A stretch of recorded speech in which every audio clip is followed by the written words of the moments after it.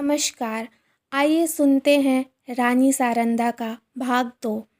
राजा चंपत राय बड़े प्रतिभाशाली पुरुष थे। सारी बुंदेला जाति उनके नाम पर जान देती थी और उनके प्रभुत्व को मानती थी।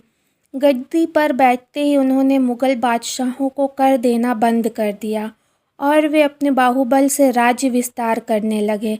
मुसलमानों की सेनाएं बार बार उन पर हमला करती थीं, पर हार कर लौट जाती थीं। यही समय था जब अनिरुद्ध ने सारंधा का चंपत राय से विवाह कर दिया। सारंधा ने मुँह मांगी मुराद पाई। उसकी यह अभिलाषा कि मेरा पति बुंदेला जाति का कुल तिलक हो, पूरी हुई। यद्यपि राजा को रानीवश में 5 रानियां और थीं, मगर उन्हें शीघ्र ही मालूम हो गया कि वह देवी है जो हृदय में मेरी पूजा करती है, वह सारंधा है। परंतु कुछ ऐसी घटनाएं हुई कि चंपत राय को मुग़ल बादशाह का आश्रित होना पड़ा। वे अपना राज्य अपने भाई पहाड़ सिंह को सौंपकर दिल्ली चले गए। यह शाहजहाँ के शासनकाल का अंतिम भाग था। शहज़ादा दारा शिकोह राजकीय कार्यों को संभालते थे। युवराज की आंखों में शील था और चित्त में उदारता। उन्होंने चंपत राय की वीरता की कथाएं सुनी थीं, इसलिए उनका बहुत आदर सम्मान करते थे। कालपी की बहुमूल्य जागीर उनको भेंट की, जिसकी आमदनी 9 लाख थी। यह पहला अवसर था कि चंपत राय को आए दिन के लड़ाई झगड़े से निवृत्ति मिली और उसके साथ ही भोग विलास का प्राबल्य हुआ। रात दिन आमोद प्रमोद की चर्चा रहने लगी। राजा विलास में डूबे, रानियां जड़ाऊ गहनों पर रीछी, मगर सारंधा इन दिनों बहुत उदास और संकुचित रहती। वह इन रहस्यों से दूर दूर रहती।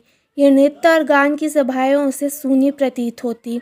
एक दिन चंपत राय ने सारंधा से कहा, सारन, तुम उदास क्यों रहती हो? मैं तुम्हें कभी हंसते नहीं देखा। क्या मुझसे नाराज़ हो? सारंधा की आंखों में जल भर आया। बोली, स्वामी जी, आप ऐसा क्यों विचार करते हैं? जहाँ आप प्रसन्न हैं वहाँ मैं भी खुश हूँ। चंपत राय, मैं जब से यहाँ आया हूँ मैंने तुम्हारे मुख कमल पर कभी मनोहारिणी मुस्कुराहट नहीं देखी। तुमने कभी अपने हाथों से मुझे बीड़ा नहीं खिलाया, कभी मेरी मांग नहीं संवारी, कभी मेरे शरीर पर शस्त्र न सजाए, कहीं प्रेमलता मुरझाने तो नहीं लगी। सारंधा बोली, प्राणनाथ, आप मुझसे ऐसी बातें पूछते हैं जिसका उत्तर मेरे पास नहीं है। यथार्थ मैं इन दिनों मेरा चित्त कुछ उदास रहता है। मैं बहुत चाहती हूँ कि खुश रहूँ, मगर बोझ सा हृदय पर धरा रहता है। चंपत राय स्वयं आनंद में मग्न थे, इसलिए उनके विचार में सारंधा को असंतुष्ट रहने का कोई उचित कारण नहीं हो सकता था। वे भौहें सिकोड़ कर बोले, मुझे तुम्हारे उदास रहने का कोई विशेष कारण नहीं मालूम होता। ओरछे में कौन सा सुख था जो यहाँ नहीं है? सारंधा का चेहरा लाल हो गया। बोली, मैं कुछ कहूँ आप नाराज़ तो ना होंगे? चंपत राय बोले, नहीं, शौक से कहो। सारंधा बोली, ओरछे में मैं एक राजा की रानी थी, यहाँ मैं एक जागीरदार की चेरी हूँ। ओरछे में वह थी जो अवध में कौशल्या थी, यहाँ मैं बादशाह की एक सेवक की स्त्री हूँ। जिस बादशाह के सामने आज आप आदर से सिर झुकाते हैं, वह कल तक आपके नाम से काँपता था। रानी से चेरी होकर भी प्रसन्नचित्त होना मेरे वश में नहीं है। आपने यह पद और ये विलास की सामग्रियाँ बड़े महंगे दामों में मोल ली हैं। चंपत राय के नेत्रों पर से एक पर्दा सा हट गया। वे अब तक सारंधा की आत्मिक उच्चता को न जानते थे। जैसे माँ बाप का बालक माँ की चर्चा सुनकर रोने लगता है, उसी तरह ओरछे की याद से चंपत राय की आंखें सजल हो गईं। उन्होंने आदर युक्त अनुराग के साथ सारंधा को हृदय से लगा लिया। आज से उन्हें फिर उसी उजड़ी बस्ती की फिक्र हुई जहाँ से धन और कीर्ति की अभिलाषाएं खींच लाई थीं। माँ अपने खोए हुए बालक को पाकर निहाल हो जाती है। चंपत राय के आने से बुंदेलखंड निहाल हो गया। ओरछे के भाग जागे, नौबतें झड़ने लगीं और फिर सारंधा के कमल नेत्रों में जातीय अभिमान का आभास दिखाई देने लगा। यहाँ रहते रहते महीनों बीत गए। इस बीच में शाहजहां बीमार पड़ा। पहले से ईर्ष्या की अग्नि दहक रही थी। यह खबर सुनते ही ज्वाला प्रचंड हुई। संग्राम की तैयारियां होने लगीं। शाहजादा मुराद और मुहिउद्दीन अपने अपने दल सजाकर दक्षिण से चले। वर्षा के दिन थे। उर्वरा भूमि रंग बिरंगे रूप भरकर अपने सौंदर्य को दिखाती थी। मुराद और मुहिउद्दीन उमंग से भरे हुए कदम बढ़ाते चले आ रहे थे, यहाँ तक कि वे धौलपुर के निकट चंबल के तट पर आ पहुँचे। परंतु यहाँ उन्होंने बादशाही सेना को अपने शुभ आगमन के निमित्त तैयार पाया। शाहजादे अब बड़ी चिंता में पड़े। सामने आगम्य नदी लहरें मार रही थी, किसी योगी के त्याग के सादृश्य। विवश होकर चंपतराय के पास संदेश भेजा कि खुदा के लिए आकर हमारी डूबती नाव को पार लगाइए। राजा ने भवन में जाकर सारंधा से पूछा, इसका क्या उत्तर दूं? सारंधा, आपको मदद करनी चाहिए। चंपतराय बोले, उनकी मदद करना दारा शिकोह से वैर लेना है। सारंधा बोली, यह सत्य है, परंतु हाथ फैलाने की मर्यादा भी तो निभानी चाहिए। चंपतराय, प्रिय, तुमने सोच समझकर जवाब नहीं दिया।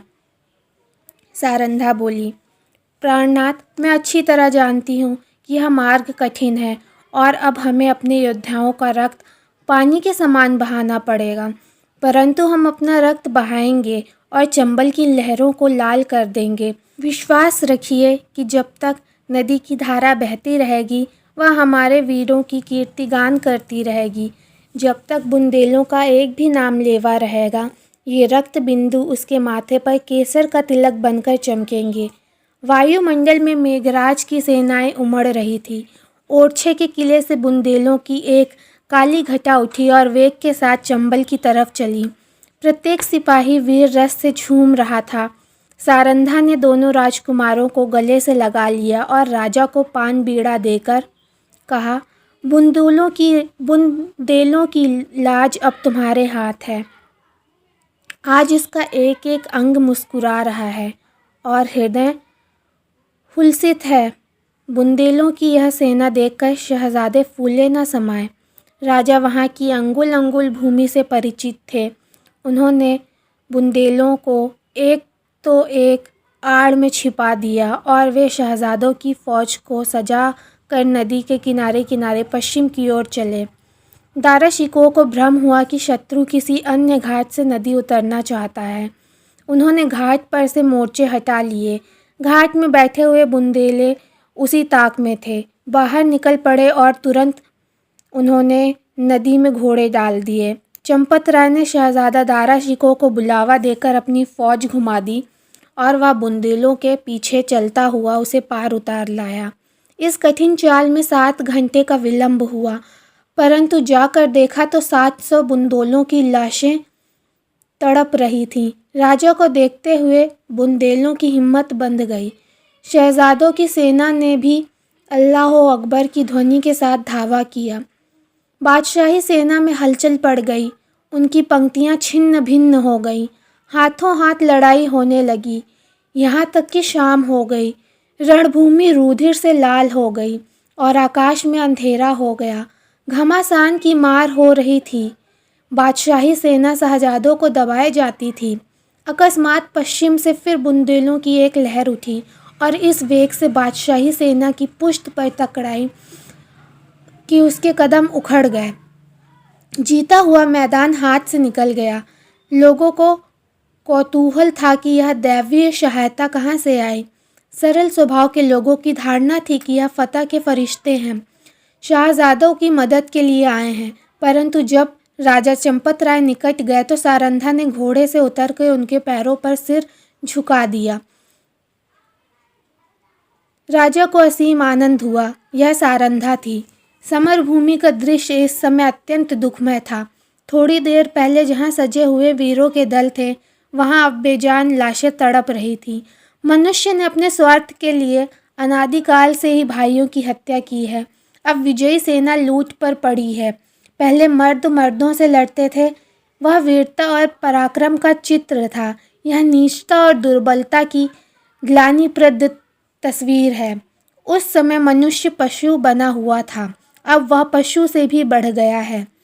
इस नोच घसोट में लोगों को बादशाही सेना के सेनापति वली बहादुर खां की लाश दिखाई दी। उसके निकट उसका घोड़ा खड़ा हुआ अपनी दुम से मक्खियाँ उड़ा रहा था। राजा को घोड़े का शौक था। देखते ही वह उस पर मोहित हो गए। यह इराकी जाति का अति सुंदर घोड़ा था, एक एक अंग सांचे में ढला हुआ। सिंह की सी छाती, चीते की सी कमर। उसका यह प्रेम और स्वामी भक्ति देखकर लोगों को बड़ा कौतूहल हुआ। राजा ने हुक्म दिया, खबरदार, इस प्रेमी पर कोई हथियार न चलाए। इसे जीता पकड़ लो, यह मेरे अस्तबल की शोभा बढ़ाएगा। जो इसे मेरे पास ले आएगा उसे धन से निहाल कर दूंगा। योद्धागण चारों ओर से लपके, परंतु किसी का साहस न होता कि उसके निकट जा सके। कोई चुमकार रहा था, कोई फंदे में फंसाने की फिक्र में था, पर कोई उपाय सफल न होता था। वहाँ सिपाहियों का मेला सा लगा हुआ था। तब सारंधा अपने खेमे से निकली और निर्भय होकर घोड़े के पास चली गई। उनकी आंखों में प्रेम का प्रकाश था, छल का नहीं। घोड़े ने सिर झुका दिया। रानी ने उसकी गर्दन पर हाथ रखा और वह उसकी पीठ सहलाने लगी। घोड़े ने उसके आंचल में मुंह छिपा लिया। रानी उसकी रास पकड़ के खेमे की ओर चली। घोड़ा इस तरह चुपचाप उसके पीछे चला मानो सदैव से उसका सेवक है। पर बहुत अच्छा होता कि घोड़े ने सारंधा से भी निष्ठुरता की होती। यह सुंदर घोड़ा आगे चलकर इस राज परिवार के निमित्त जटित मृग साबित हुआ। धन्यवाद।